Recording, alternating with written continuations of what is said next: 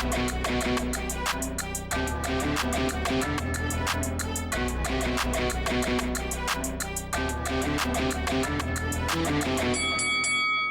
guys, welcome to Boxing Squared for boxing news and views from around the internet. A fun little heavyweight matchup that will headline a top-ranked main event on November the 4th, EFE AJAGBA vs Joe Goodall.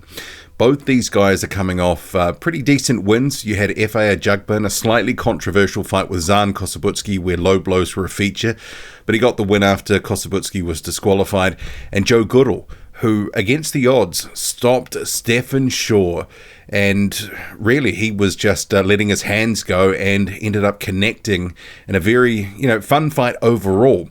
So this main event for November the 4th, which will be at the Tahoe Blue Event Centre in Lake Tahoe, it does actually present as a fight that we should be looking forward to, because it could be all action. It could be all over in the early rounds. It could be a fight where both these guys take shots, potentially get hurt. But I think there is going to be one guy that I'm going to favour in this one. And actually these guys have a little bit of history, as I will cover in the video. But we'll get down to the quotes here. So you've got Bob Arum saying, EFE AJAGBA is an elite heavyweight who could challenge for a world title soon, but he has a tall order against Joe Goodall. This will be a sensational card as we have an emerging lightweight contender, yada, yada, yada. We're privileged to promote this first boxing event at Tahoe Blue Event Centre, a spectacular new venue.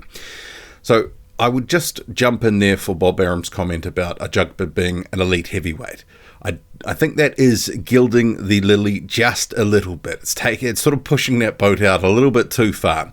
I think he's a good heavyweight who's been sort of learning on the job and improving. I think when we think back to EFE AJAGBA's early pro career, it was clear that he's got power, he's got pop, and against guys who stand right in front of him, he can, do some damage with his straight punches. He's got good knockout power. But we have seen him fall short and pretty spectacularly so against Frank Sanchez not so long ago. So do I think he's elite? No. But is he a good heavyweight? Yeah, I think he's in that sort of around the top 20-ish range. But against a guy who can box and move, he's going to have some problems. But this is not that sort of fight. But the next bit, and I take it that Joe Goodall, after his win over Stephen Shaw, EFE AJAGBA, Lou DiBella must have some promotional rights over Joe Goodall. So he says, Lou DiBella that is, after his thrilling win in July, I'm happy to get Joe a fight of this magnitude. Joe beat EFE in the amateurs. Sometimes fate works in your favour. This will be a sensational fight between two knockout punchers. The fans are the big winners. And it does sort of, promise potentially that it is going to be a fight where, two big punchers could go to war here. And I hope so.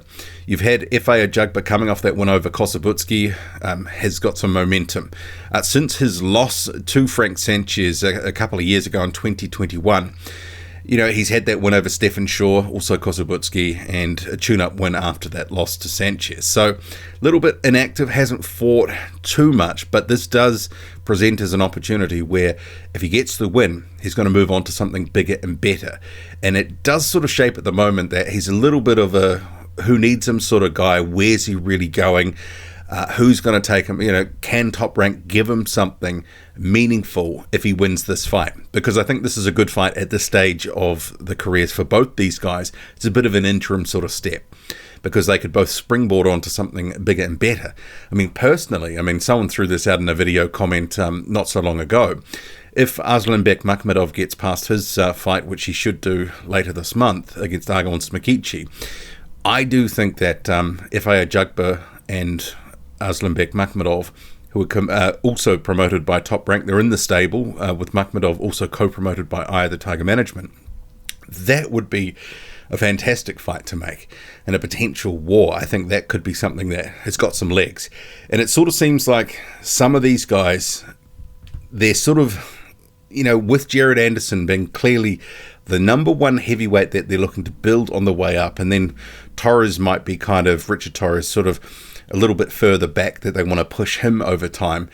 EFE Ajagba kind of feels, and some of these other guys, that they're at a little bit of a loose end, that they're filling time, filling cards, that sort of stuff. Are they eventually going to be pitched in against some of these guys that Top Rank does have some long-term aspirations for?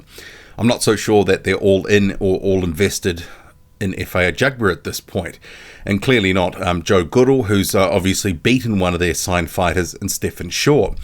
So I do think that, what next, could be potentially tasty for Ajagba, but it also could be he could just sort of, go along a little bit listless, waiting for opportunities that may never sort of present themselves in the time frame that they really should. But in Joe Goodall, obviously, you've got a guy who we've seen a bit of recently, and he has been an improving fighter. I do think that Goodall has, certainly from his earlier career, where he was a bit raw, but also the way that he was fighting, it looked like he was a loss waiting to happen at some point. He picked up a couple of draws, and actually, let's just go to his, it's not even on his record, it's not even on Ajagba's record at this point. Anyway, more recently, he had that fun fight with Justice Hooney. It was something like 200 landed punches from Hooney, 140 something from Goodall.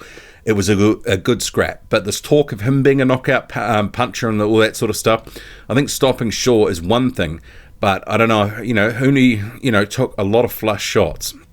I think he's got decent pop, but of the two, Ajagba's, I think, clearly the bigger puncher, but he has been improving Goodall. We've seen that in the Shaw fight. We've also, since he started to do some training in America, he was with Kevin Barry for a while, he's been getting better. He's looking less like, the sort of amateur fighter, and especially because he's been willing to just sort of put it all on the line, let his hands go and, come what may sort of style. And that has obviously provided dividends in the Shaw fight. But getting down to some of the comments there, you've got Ajagba saying, "This is a great opportunity for me to close out the year with a big victory and move closer to a world title opportunity. Goodall is a big, powerful heavyweight, but I'm confident in my preparation and I will do what it takes to be victorious." Goodall with the 10-1-1 record. I'm pretty sure he actually had 2 draws on his record at some point. Anyway, he says, EFE Ajagba is a world-class boxer with a huge challenge for me. This is an opportunity, though, for me to come to America and show the world what I am capable of. It's a massive show, and I'm genuinely honoured to be part of it. When I signed with DiBella Entertainment, I told Lou that I only wanted the big fights. I want to put myself into a position to fight for a world title, and I believe beating EFE will do that. Well, I don't think it gets him to a world title, but it certainly gets him a step closer. And if he was able to pick off a big name in EFE Ajagba, if he was able to actually go in there, knock him out, that sort of thing, that would be a big statement. And actually, it probably puts him in line for a much bigger fight at Top Rank, maybe with a Makhmudov, maybe with a Jared Anderson, someone of that ilk. We'll have to see. But it is a fun fight. I do actually think this is not going to go more than about half a dozen rounds, because I think there's going to be a lot of heavy leather thrown, and I'm picking at some point EFE Ajagba will catch up with Joe Goodall and knock him out, and probably in brutal fashion. But I think until we get to that point, it's going to be fun. I could see EFE Ajagba getting clipped with something, getting hurt, potentially even getting dropped, because we've seen him down on the canvas from Frank Sanchez, who's got some pop, but he's not the biggest puncher. But Goodall, I think, has enough power to hurt EFE Ajagba, but I'm not sure that he will stop him. I think this is a case where EFE Ajagba, with the opportunities, with Goodall being open for shots, is going to land something on Goodall and absolutely obliterate him. And when you go to the record, actually, this is talking of those the amateur days. We'll go back to Ajagba's amateur record. So this is way early in his career as an amateur. So it was only about, 2011 or something like that, he picked up gloves for the first time. So within 3 years or so, he was at the Commonwealth Games, and he fought Joe Goodall. He lost, and then you had Ajagba getting a bronze medal. So that's way earlier in the piece. I think, if anything, of the two since then, probably Ajagba's the one that's developed a bit more. And as we know, Ajagba with an 85-inch reach, that is always going to be a bit of a threat, because he can hang that jab out there, and those long punches that he throws, straight punches, they can be absolutely devastating. So I like the fight. I think it is going to be all action, and it will be probably ending in a knockout. I'm thinking Ajagba, but who knows? I think Ajagba gets this one. What do you make of it all? Drop a comment, loud and often. Hit like, hit subscribe. Follow me on Twitter. Boxing_squared. I'm out.